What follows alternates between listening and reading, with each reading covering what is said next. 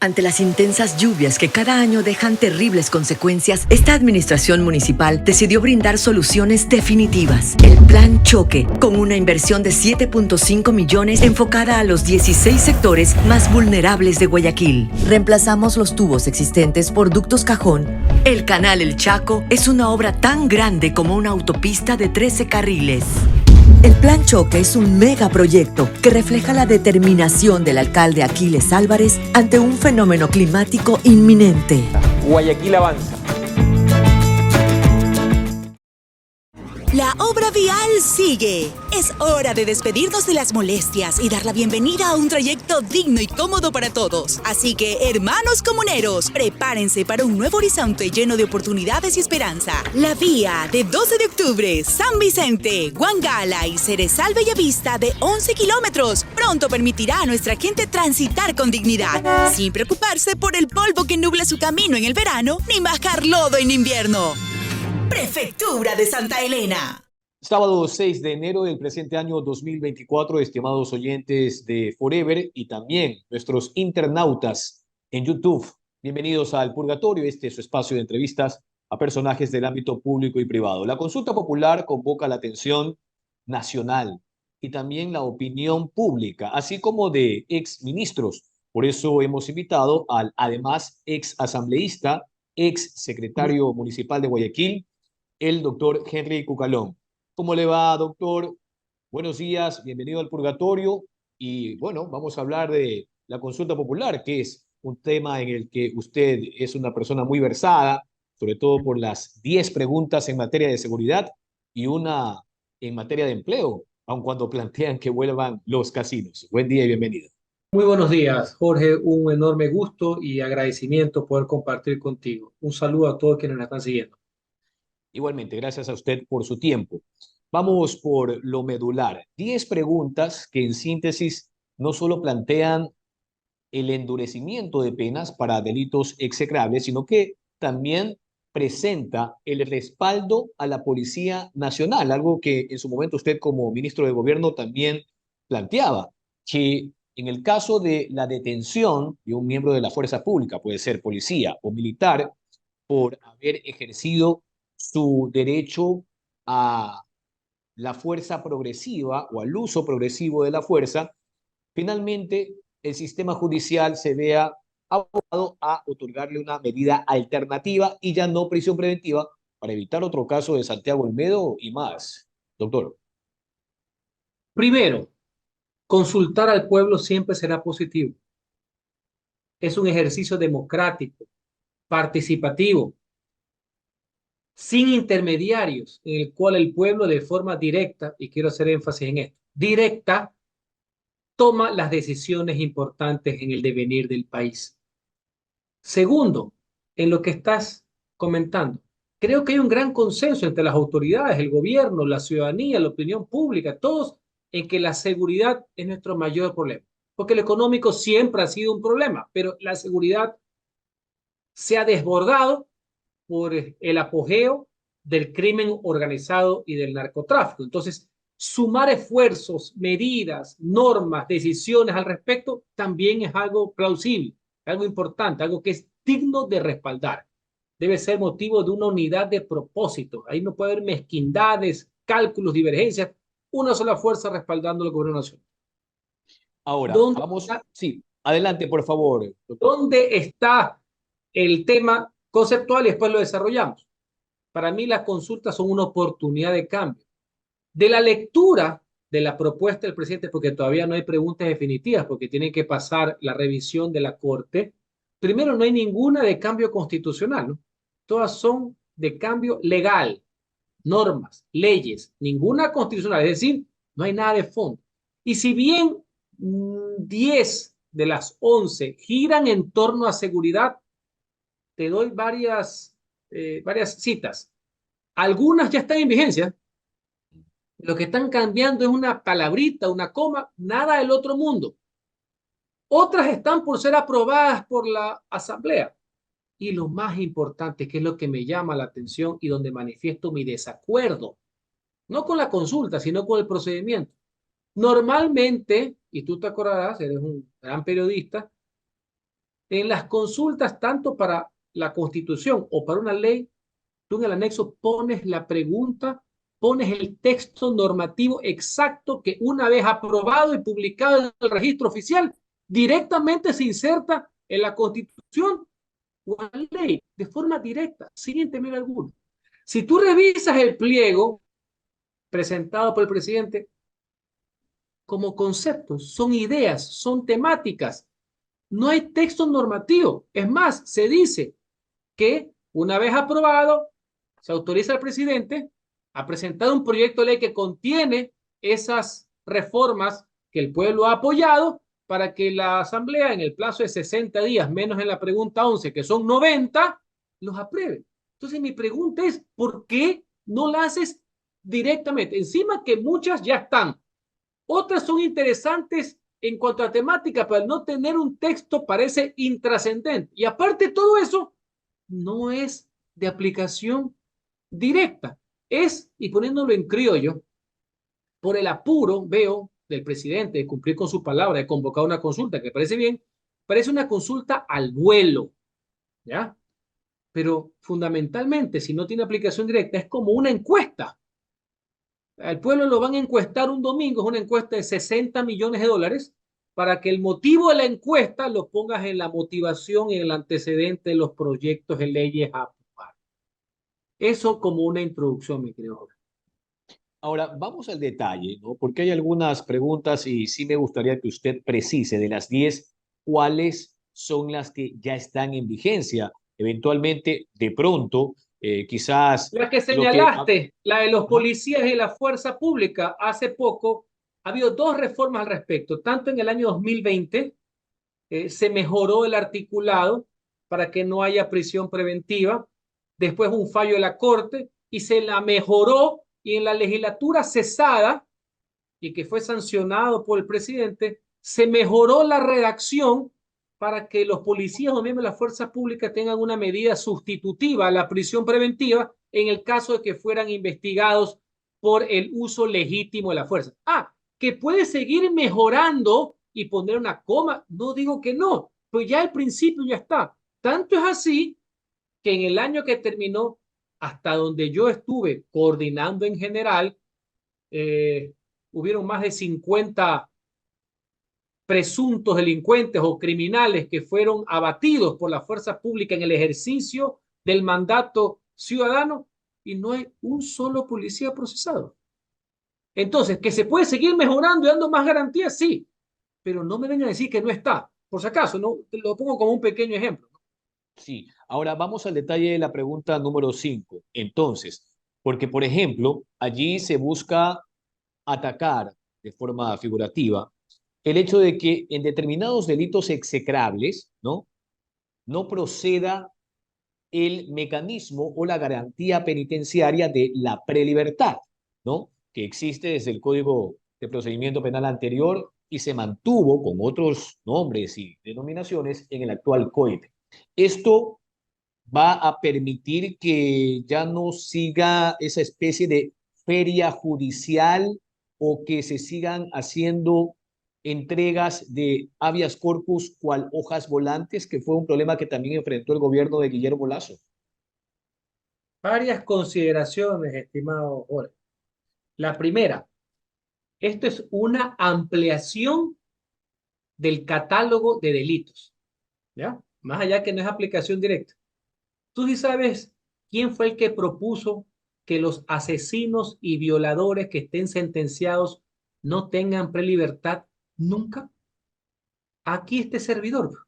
En su calidad Yo de fui el asambleísta. proponente de eso y la Asamblea lo aprobó y está en vigencia. Y la Defensoría Pública demandó su inconstitucionalidad y a final del año pasado la Corte me dio la razón, ¿ya? O sea que el principio ya existe.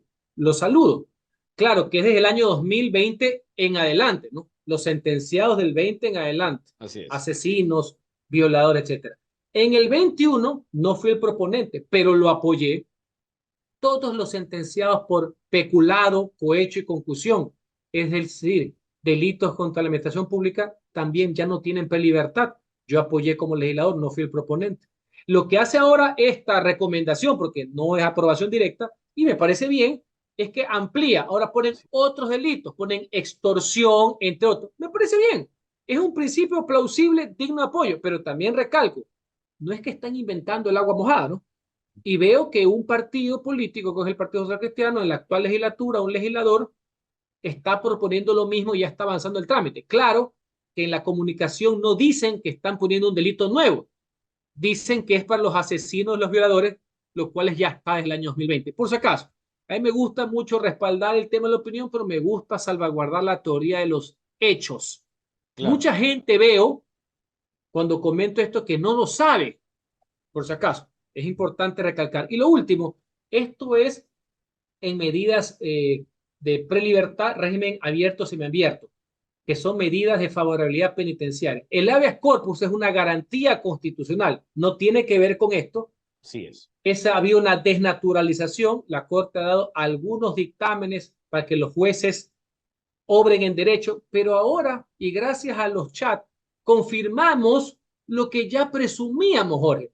Esto no es por falta de claridad de la norma, no es por falta de ley, sino por un fuetazo de $250,000 que cobran para que X o Y personaje que se robó la plata del pueblo salga por habeas corpus.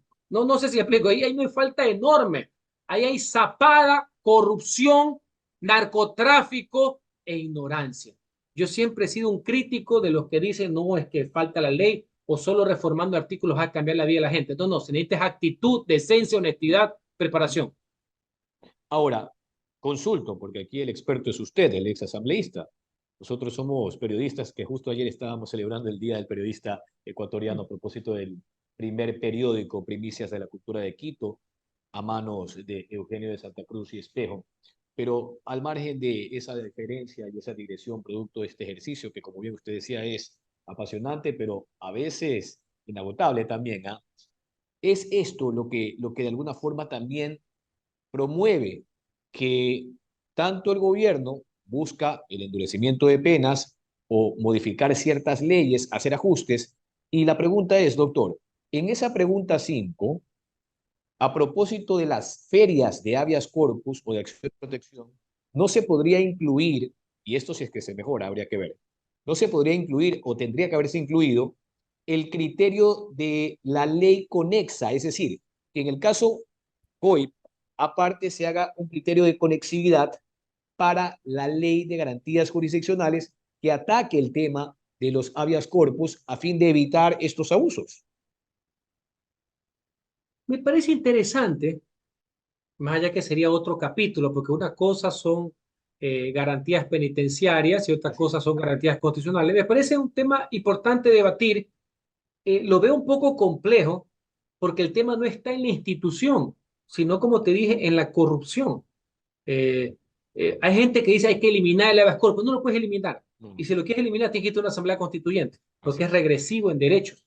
La Corte te lo va a decir, la Corte nunca va a calificar esa pregunta. Ya, un chico de preuniversitario te va a decir exactamente lo mismo, pero a lo mejor si lo que sí se puede hacer y nosotros lo presentamos, cuando digo nosotros no es solamente el Ejecutivo, trabajamos con la Corte Nacional de Justicia, con la Fiscalía, una reforma a la ley, no para eliminar las corpus ni para limitar esta garantía que es necesaria, es para evitar el abuso de la detención ilegal, sino para normar y precisar en qué casos y bajo qué forma. Lo que haya hecho la Corte Constitucional en unos parámetros, hacerlo ley. Y ahí yo recojo tu principio y me parece válido a cuerda separada.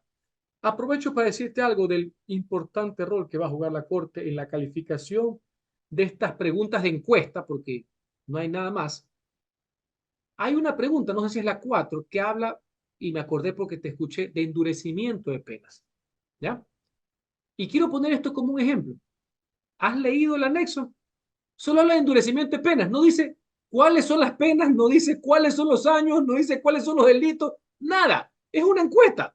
Es la encuesta más cara que he visto en la historia de la humanidad, una encuesta de $60 millones. Pero supongamos que en el proyecto de ley, y mi teoría es que por eso es que a lo mejor no lo ponen aquí, si tú pones el endurecimiento de penas y no haces una reforma integral del Código Penal con el concepto de la dosimetría, porque si tú comienzas a subir, acuérdate de algo, Jorge, Hoy, el asesinato con agravantes puede llegar hasta 40 años. Di tú que le ponen 80 años. Voy a poner un ejemplo, porque esto ya lo traté mucho cuando fui parlamentario auspiciado por el Partido Social Cristiano. Le pones 80, tú tienes que mover todos los delitos. Esa es la dosimetría.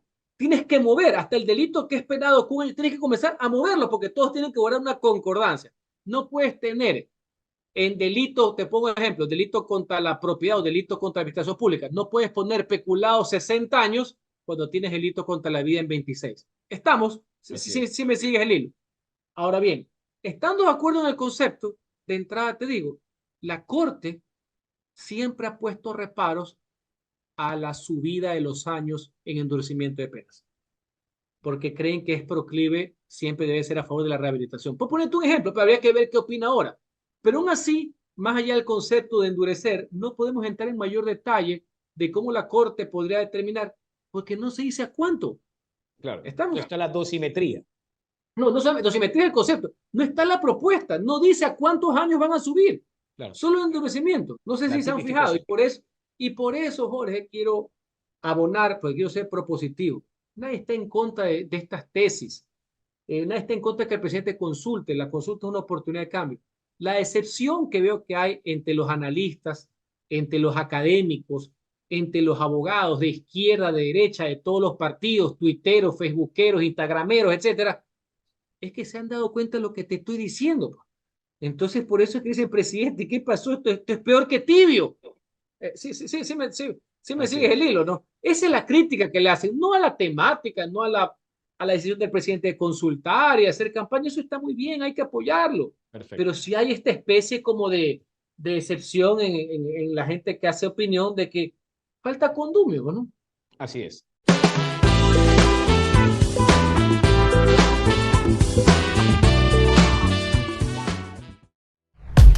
Esto es lo que los guayaquileños ven.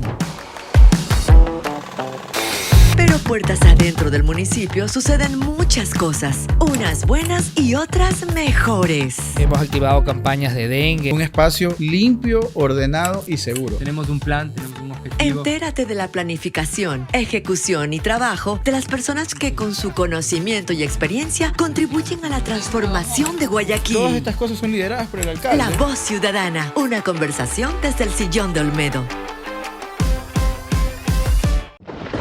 En alerta frente al niño, prepárate para la temporada de lluvias.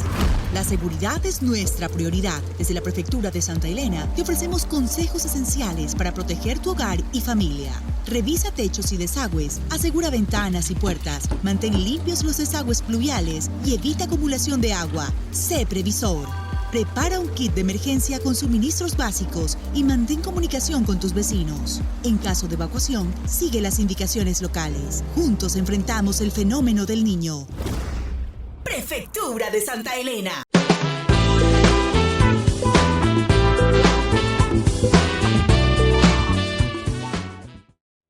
Estamos con el doctor Henry Cucalón, ex asambleísta, ex secretario municipal en la ciudad de Guayaquil y ex ministro de gobierno. Vamos a hablar precisamente del sistema judicial y de estos abusos. Y ahora, pues, que Metástasis técnicamente es una caja de Pandora, doctor, aun cuando para mí no era un secreto a voces, sino un secreto público, ¿ya? Poco para ir definiendo los conceptos. Solo que ahora les dieron cara, nombres y fotos.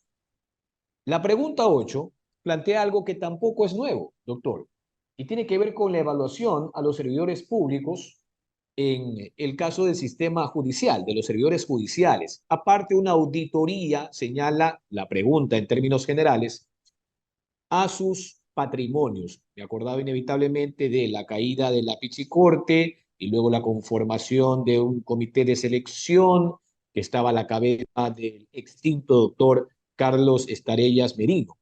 Pero, insisto, ¿la calentura está en las sábanas? Una vez más, tú has ido al meollo del asunto y me estás picando cartas, como se dice popularmente. ¿Quién puede estar en desacuerdo con que se luche contra la corrupción judicial, secreto a voces y gracias a Metástasis graficada y desnudada? Y ya ni siquiera corrupción del billete pleno o de los políticos, no, asociado a narcotraficantes.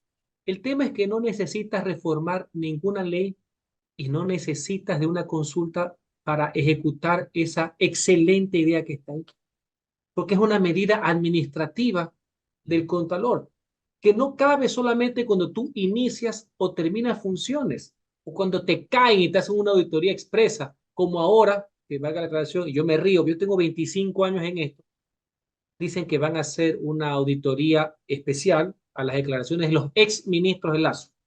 Bienvenidos, tengo 25 años, ya he pasado por varias de estas.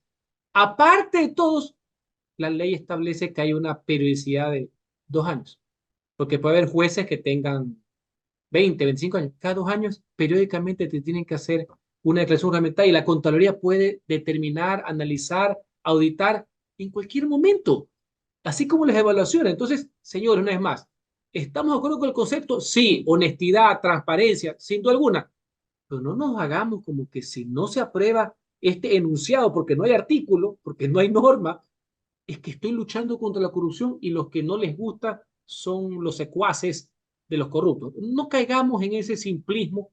Yo exhorto al gobierno nacional a que no caigamos en ese facilismo porque no nos lleva a nada, ¿no? Así es. Ahora, en todo caso, sí, la competencia administrativa en materia de auditoría es de la Contraloría General del Estado, en efecto. Allí el problema ha sido que al frente de ese organismo han estado personalidades como, por Pillastres, ejemplo, pues, Carlos Politfajoni, que y el está señor en el Celi, exterior, Pablo y el señor Celi, que Celi. tiene arresto Ah, domiciliario. Entonces, correcto. un poco eso, ¿no? Tú, una vez más, tú estás yendo a lo neurálgico. Siempre podemos mejorar las normas. Encantado, bienvenido sea, adelante. Pues, señor, esto es un tema de persona. La corrupción siempre será condenable, pero si es pues el hazmerreír que llamado a combatir con la corrupción, que es el Contralor, el penúltimo y el antepenúltimo han sido pillos de baja ralea.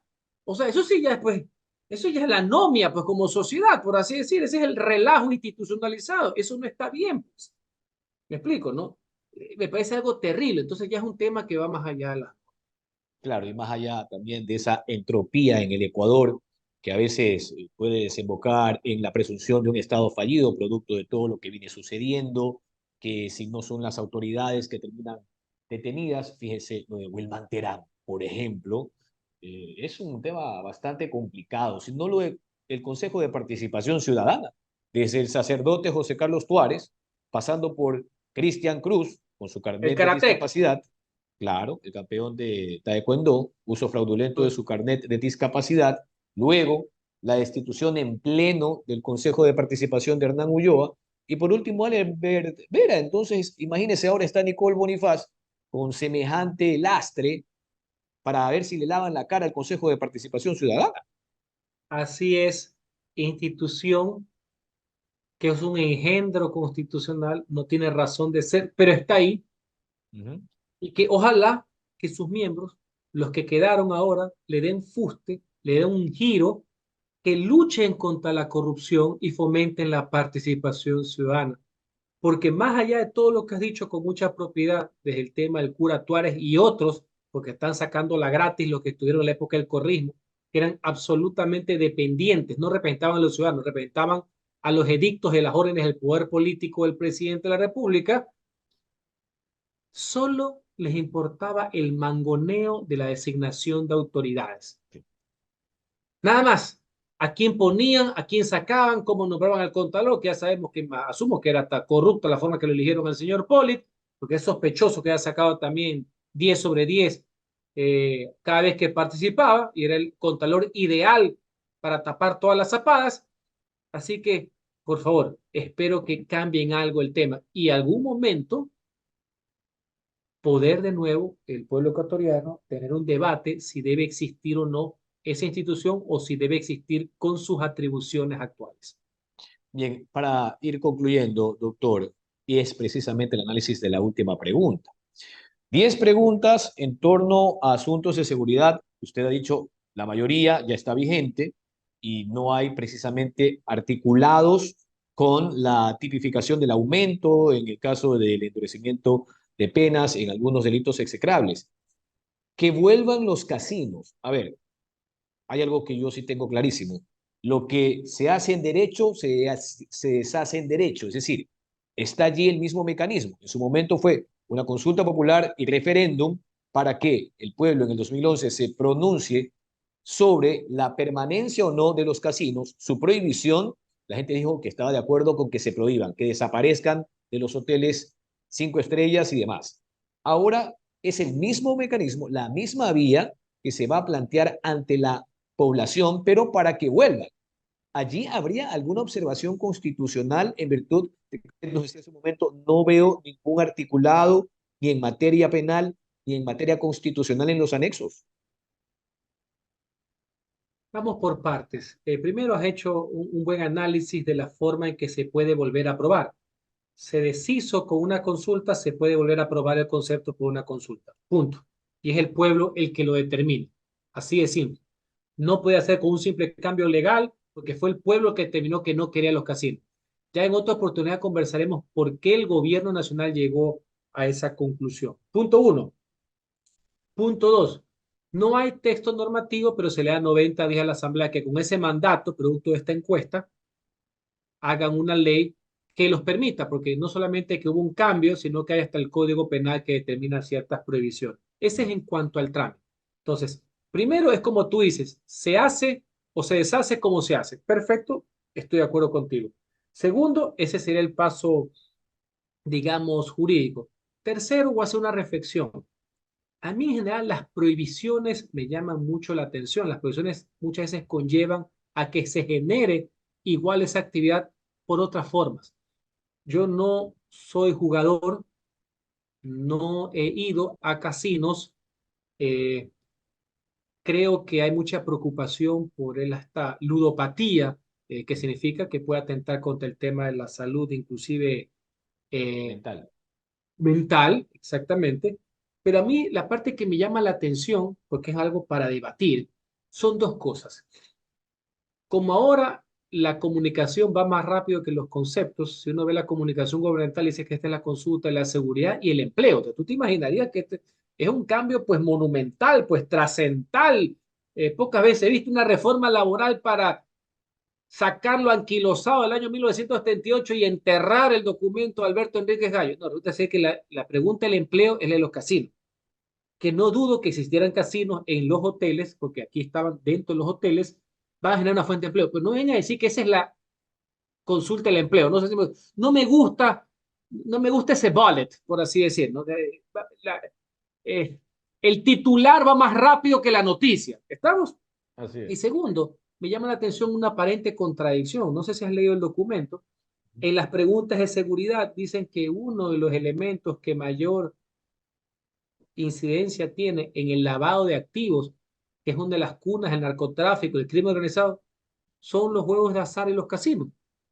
Está en las 5 o en las 6, creo, en la motivación. Pero al mismo tiempo los permites. Entonces, que el gobierno se ponga de acuerdo, que nos explique bien, que den una entrevista, no al paso y no un TikTok, sino que nos expliquen bien qué mismo es.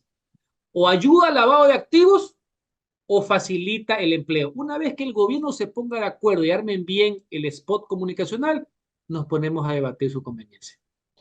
Bien, solamente nos quedan 3 minutos, doctor, y se nos queda una pregunta que también es interesante en función de los bienes que son decomisados por parte del Estado a las bandas de narcotráfico o eventualmente a cualquier exfuncionario o funcionario que haya cometido algún delito contra la administración pública. Lo que plantea la pregunta allí es básicamente si está o no de acuerdo, señala esa pregunta, en que, por ejemplo, en el caso del Estado, se proceda a ser el titular propietario de los bienes de origen ilícito o injustificado, simplificando el procedimiento de la Ley Orgánica de Extinción de Dominio conforme el anexo de la pregunta 9.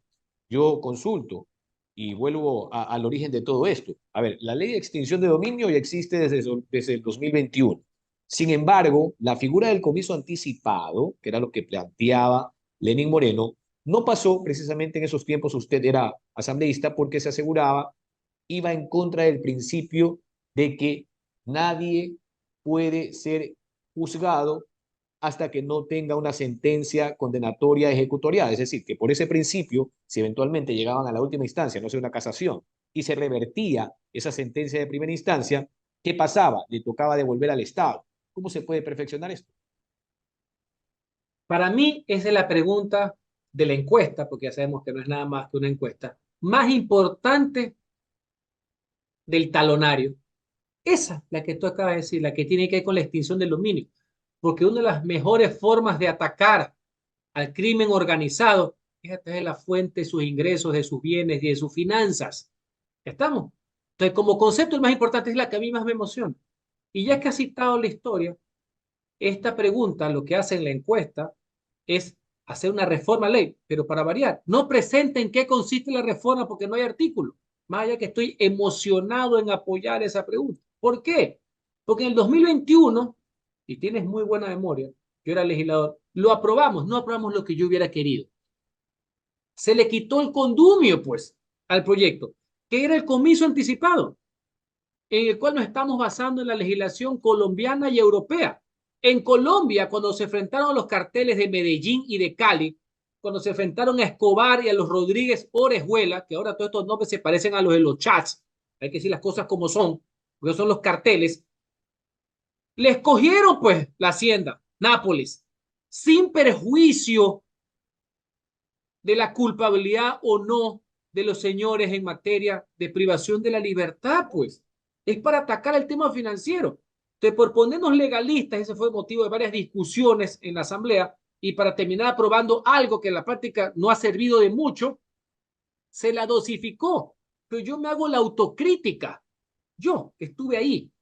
Debimos habernos parado más firmes a todos esos que se preocupaban que el exceso, claro, porque dicen en una justicia corrupta, mañana al inocente lo hacen culpable. Pero eso pasa hasta con extinción de dominio o sin extinción de dominio. Aquí en el Ecuador, en que los corruptos hablan de corrupción. Aquí, politiqueros que hablan de no intervenir en la justicia y la gente los conoce como los mayores mangoneadores de la justicia. ¿Ya? ¿Me explico? Así que esa reforma, ojalá que algún día llegue, se transparente la encuesta, ojalá que le demos mayor fuerza a la ley de extinción del dominio. Creo que es una de las mejores herramientas e instrumentos para luchar contra las finanzas de los narcotraficantes y del crimen organizado. Bien, agradecemos la comparecencia del doctor Henry Cucalón, ex secretario municipal de Guayaquil, ex asambleísta por la provincia del Guayas y también ex ministro de gobierno. Doctor, siempre un placer, gracias por su tiempo. Gracias a ti por la oportunidad, un abrazo. Igualmente, hasta la próxima. Buen día. Gracias, hermano. Nuestra provincia ya cuenta con un proyecto biogénico. Somos los pioneros en la provincia en traer la sola a estos proyectos. Estamos aquí en el primer asolario de la península de Santa Elena, que esa agua ya va a ser nutritiva y va a ir directamente a las plantas, muy a lo contrario que se hace con los fertilizantes químicos. Se está realizando los reservorios para distintos comuneros que están muy incentivados e interesados en el proyecto. Muy agradecido con la prefectura y su equipo técnico. Ahora vamos a producir ya productos biogénicos, captados de la misma naturaleza. Este es el futuro para nosotros, los agricultores peninsulares. Entonces, con la sola, ¿qué hacemos? Vamos a producir alimentos, primero a bajo costo, alimentos saludables y amigables con el medio ambiente. Esa es la importancia del proyecto Santa Elena Biogénico. Por el bien de nosotros los agricultores y las futuras generaciones. Gracias, José Daniel.